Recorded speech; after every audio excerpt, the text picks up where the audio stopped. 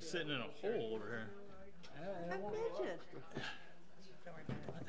I'll keep it covered. Need a high chair or something. I don't want to turn the heat on just for that.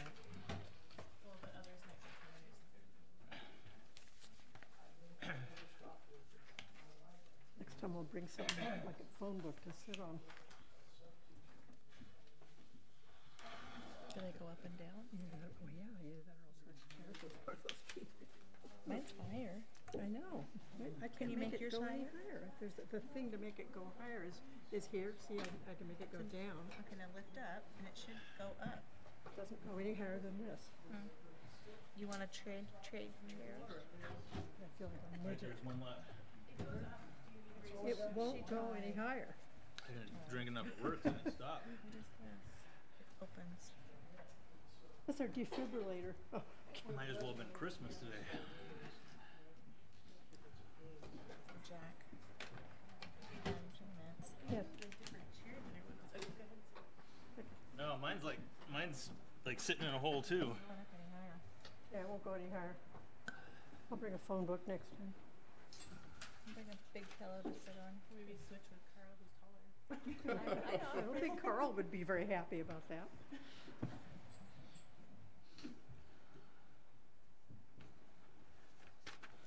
It won't go up in the iron now, huh? Nope. Neither will his. I wasn't able to go home, so I don't have my notes.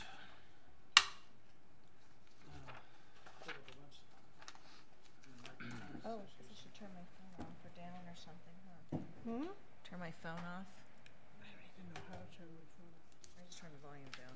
You know, they give you a phone, but they don't give you any directions. You gotta go online nowadays to learn all that. Yeah, I have no idea how to turn it off, but I get texts, but I don't get a lot of calls. Well, a lot of my job is online. Well, I'm sure on you get a phone. zillion calls. Yeah. I've been You can sign retired for contracts. You can do everything on those phones I've been nowadays. retired for almost 20 years. So I do mostly with, I just deal mostly with texts now. I like texting better than anything. It's so much, it's just easier. People have to be brief. Yeah, they have to be short and to the point. Which company are you with? Remax. Oh, yeah, I have a friend in Illinois who's a Remax broker. Kim Noonan. Can't say I know her. She's famous in those parts. It's like south and east of Chicago. It's a good horse, Dave. It's a good company. She loves it. She's been with them for 20 years. They do a lot of training. Yeah. And being an international company, it's really good. And it just fit her personality. Perfect. I've been with Remax probably 10, 11 years now. And I was with Lake Oroville Realty before that, before they closed their doors. Right.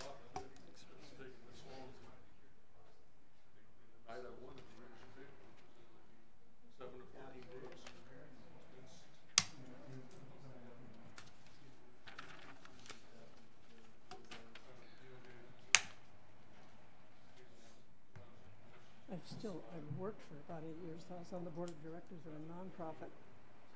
And I traveled 20,000 miles a year in Northern California. Retired from that about a year ago. And it's just been so nice. And then after a while, after about a year, I thought, now you're bored. what if I could do something around town instead of traveling so much? Just find something to do in Oroville. What nonprofit did you do? California state retirees. They're retired state workers. Basically lobbying and protection of benefits and some social. But my territory was the 13 northernmost counties. Yeah. So I had pretty drives. Go to Eureka. I'm hanging in there. Put over there. Still not great. Except when we days are started better having than rock others. slides on 299 all the time. That's when I learned to cut across the valley. Jackie, are you ready? All the way around, go up 20 and 101. And then we had a rock slide on 101. In Oroville. Commissioner Leggett. At this time, I'm going to call the meeting of the Oroville City Planning Commission to order. Please call the roll. Commissioner Robison, Here. Commissioner Durling, Here. Commissioner Chapman, Here. Commissioner Jenkins, Here. Commissioner Britton, Here. Commissioner Flicker, Here. Commissioner Sears. Here. Is this on? Okay, this time we'll give instructions to individuals who wish to speak. If you'd like to address the commission at this meeting, you're requested to complete one of the blue forms over there and hand it to the clerk. And indicate on there which item it is you wish to speak on.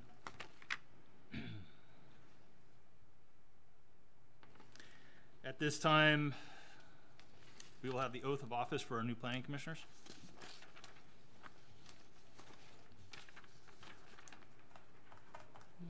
I'd have all four of you down here that were newly appointed or reappointed or newly appointed. There's four. Where do you want us? Yeah, it should be. That's what I'm looking for.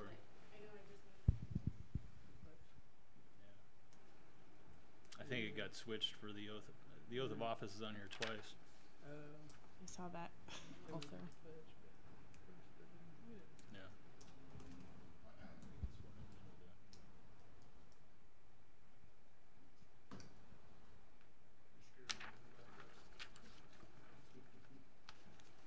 We're afraid of me.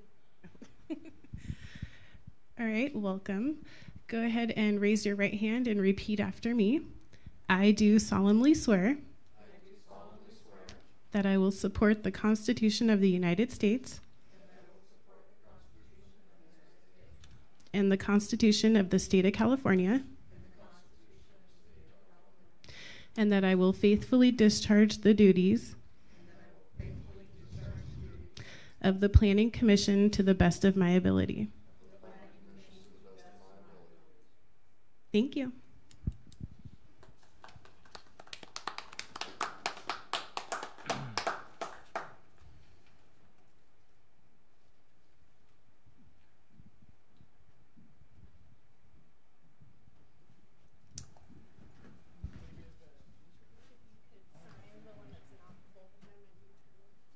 Okay. What's this? Sign. If you could sign both of them and return the one that does not have the frame on it back to me. Say that again. I was reading. Sign this. Sign this one? And Give me- keep the one with the frame. Okay.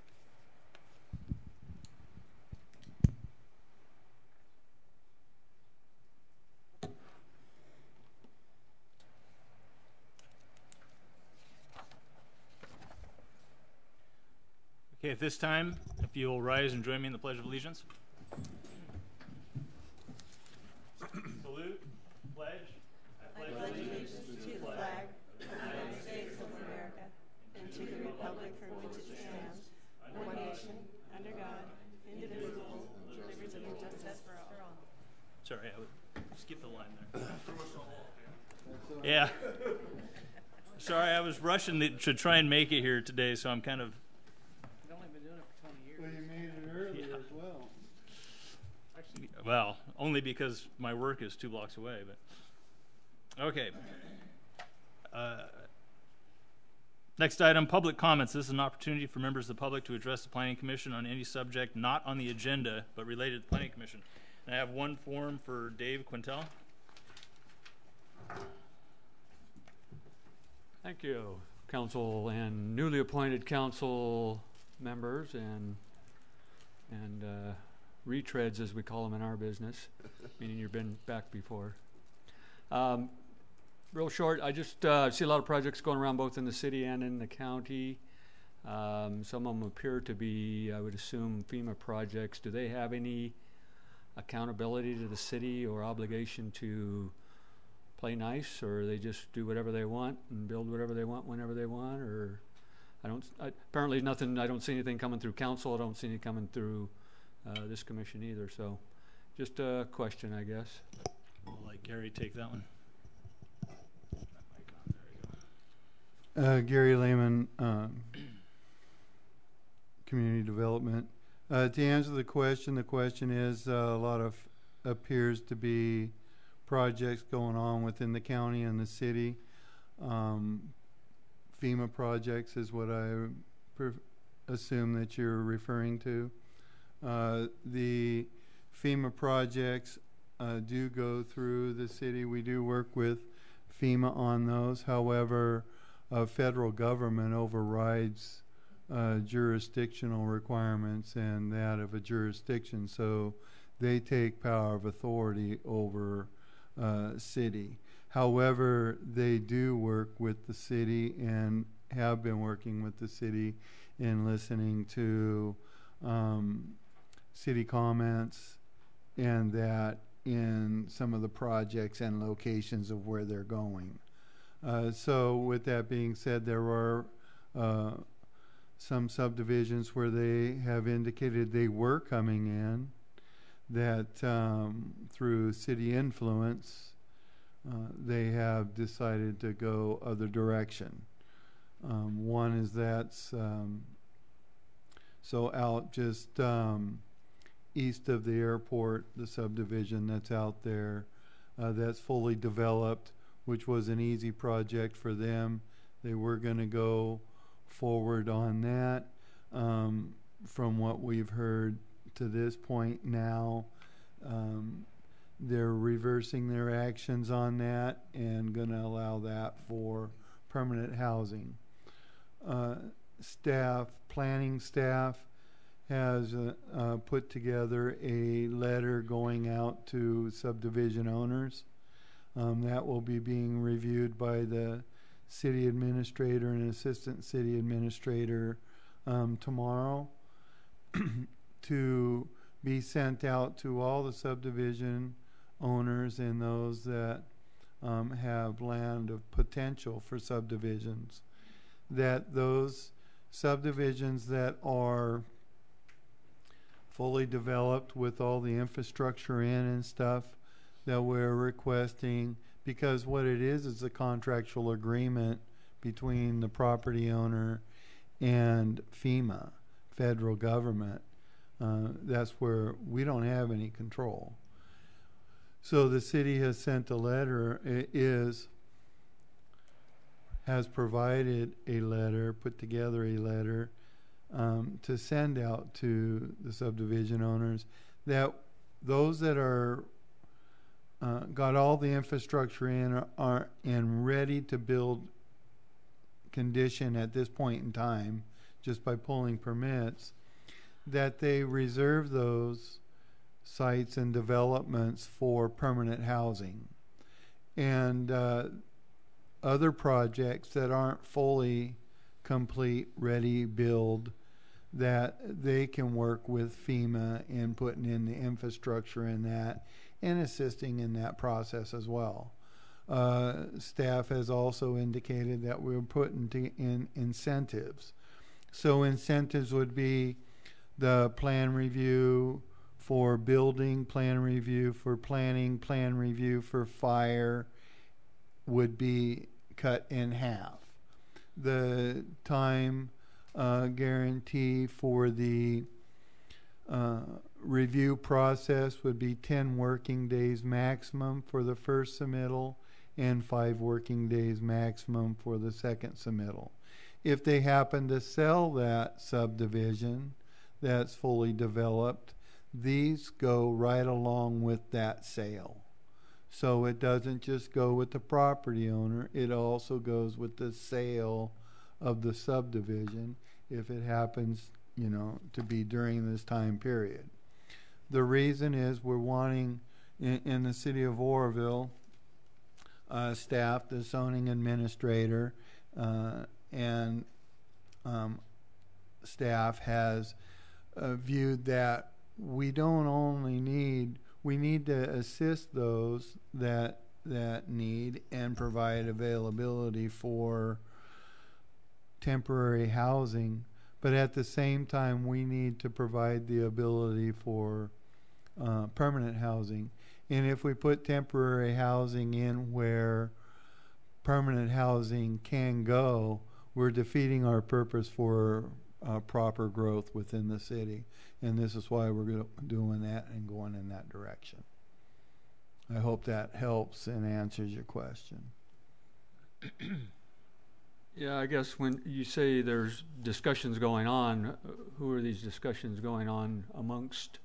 Well, those discussions go on amongst city staff, FEMA, the utility companies, Thermalito Water, Sewer, Cal Water, and Feather River. Not always do they communicate well, but when I say we, that's the city and the utility companies are getting together. The city is requiring an administrative permit process, but we're waiving the fees on that administrative permit process. But what it does is it gives the ability to hear and put together conditions of approval, shall I say, and bring everybody to the table, because we were getting FEMA going and talking to Thermalito Water and Sewer, and then coming and talking to the city, and then going and talking to PG&E, and not talking to everybody at the same time and getting different answers, and we're not all on the same page. And this is what happens when you go to different agencies and speak to them at different times. So that's a process that's going. The county is involved as well, so we're all involved. Public is not. These are not public hearings. These are hearings within the jurisdictions. Okay, I get the need we have right now, and the need for housing, and to streamline the process and all that. But I also feel that there needs to be some communication with the people and knowing what's coming down the pike. Once the decisions are coming to fruition. But I can think of two projects right now. There's one in the county out by Ophir Road that all of a sudden appeared, and I know they don't know anything about it. And there's one going in my backyard of one of my properties over off of Mono Avenue that I have no idea what's going on there. They've surveyed it. They've got stakes everywhere. They put a 6-foot fence up 5 feet off of my property line all the way across the back.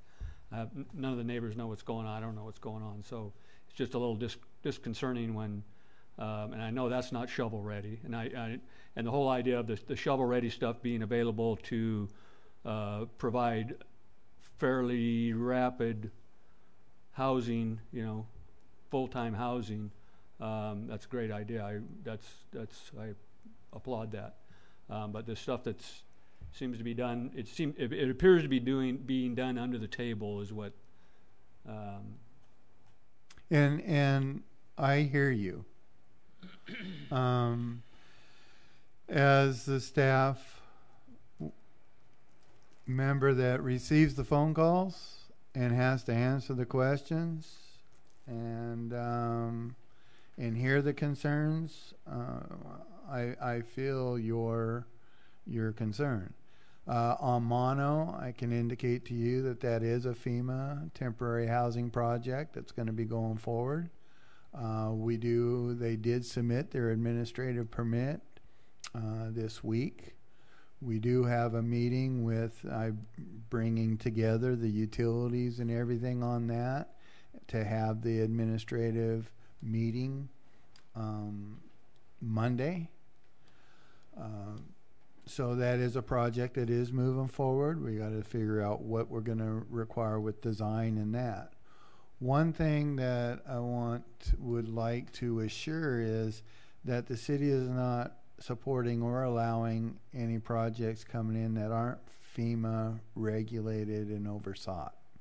So one thing with a FEMA regulated project is that for someone to go into the FEMA housing to get approved for that, they had to have a house and a job that they lost in the fire, or had been had a rental for over a year and have a job, and they have to provide all that information to go through with the FEMA process and program.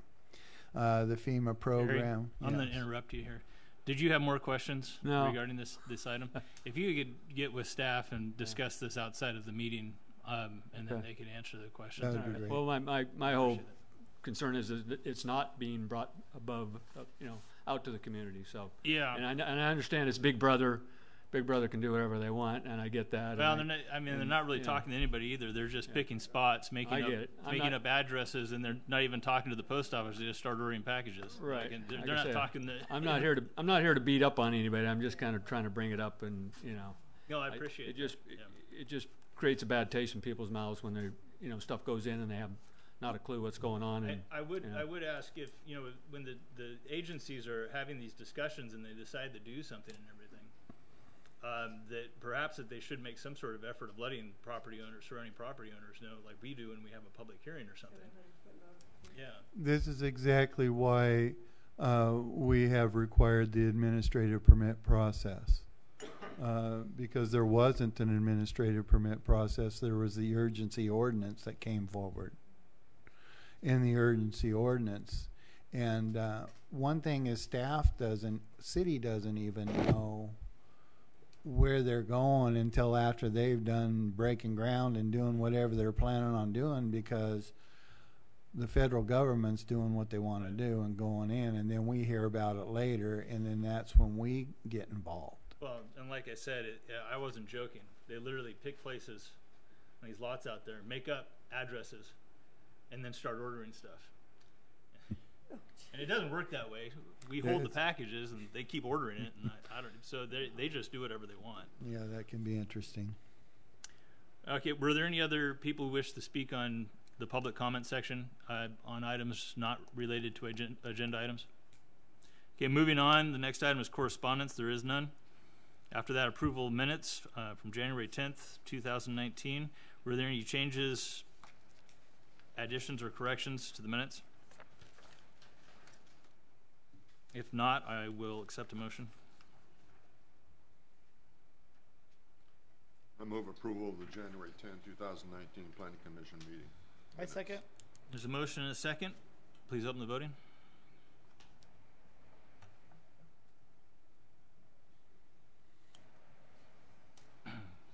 Does anyone wish to change their vote? Seeing none, voting is closed. Motion carries. Moving on to our public hearings. The process of the public hearing will proceed as follows. I will open the public hearing. The staff and applicant will introduce the items. After they have finished introducing the item, I will open the public comment period. People can be limited to 3 minutes. After the public has had their comment period, I will close the public hearing and limit discussion between commissioners and staff. First item is zoning code change, parcel maps, language change to remove planning commission and add zoning administrator for reviews and approval. Gary? Good evening, Chair Robinson and commissioners, and welcome aboard to our new and renew commissioners. Gary Lehman, Community Development. Putting forward, this is a change to the zoning parcel map. Is this the one for the parcel maps? Tentative map. First one's parcel. Yeah, first one's parcel map. Parcel maps, yeah. So what this does is this is a change to the zoning ordinance on the parcel map requirements of bringing parcel maps forward to the Planning Commission and allowing the zoning administrator to make decisions on the approval, do the approval process. You can go through and all the changes are made in blue and the other is in black.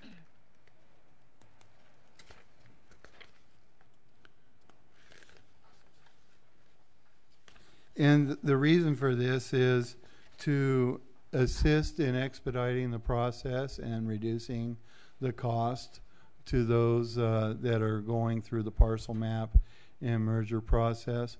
one thing I'd like to keep that the commission could keep in mind is that this is a parcel map or a tentative map for review or approval, or where its placement is going to go, has to still meet the zoning code and what has been approved in our zoning administrative code. So with that, it's not just a map that's going to go anywhere. It's going to be a map that's going through.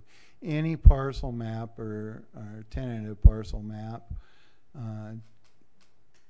that's greater than 4 lots has to go through a CEQA review process.